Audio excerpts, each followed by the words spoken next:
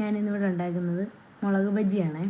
അതിന് വേണ്ടിയിട്ട് ഒരു പാത്രത്തിലേക്ക് കുറച്ച് അരിപ്പൊടി, മൈദാമാവ്, മഞ്ഞൾപ്പൊടി, മുളക് പൊടി, പിന്നെ ഇടുന്നത് കടലമാവാണ്. കടലമാവിട്ട് അതിൻ്റെ കൂടെ കുറച്ച് ഉപ്പും കൂടി ഇട്ട് നന്നായിട്ട് മിക്സ് ചെയ്യണം. ഒത്തിരി വെള്ളമായി പോകരുത്, ഒന്ന് കുഴഞ്ഞിരിക്കണം. എങ്കിലേ അതിനകത്ത് നമ്മുടെ മുളകിനകത്തൊക്കെ നന്നായിട്ട് മാവ് പിടിക്കത്തുള്ളൂ. അതിനുശേഷം ഒരു പാൻ അടുപ്പത്ത് വെച്ച് സൺഫ്ലവറാണ് ഞാൻ ഒഴിക്കുന്നത്. സൺഫ്ലവർ ഓയിൽ ഒഴിച്ച് അതൊന്ന് ചൂടായി വരുമ്പോഴത്തേക്കിന് ചൂടായിട്ടുണ്ടോ എന്നൊന്ന് നോക്കാൻ വേണ്ടിയിട്ട് ഞാൻ ഇച്ചിരി മാവിട്ട് കൊടുക്കുന്നുണ്ട്. അതിനുശേഷം മുളകിനകത്ത് മാവൊക്കെ മുക്കി നന്നായിട്ട് മൊരിഞ്ഞെടുക്കണം. അരിപ്പൊടി ഇടുന്നതുകൊണ്ട് നന്നായിട്ട് ക്രിസ്പി ആയിട്ട് കിട്ടുമേ. എന്നിട്ട് തിരിച്ച് മറിച്ചിട്ട് മൊരിച്ചെടുക്കണം. ഇതിപ്പോൾ ഞാനാണെങ്കിൽ തിരിച്ച് മറിച്ചിടാൻ നോക്കിയിട്ട് പറ്റുന്നില്ല. പാനിനകത്ത് ഈ സ്റ്റീലിട്ട് കഴിക്കാൻ ചീത്തയായിപ്പോവും.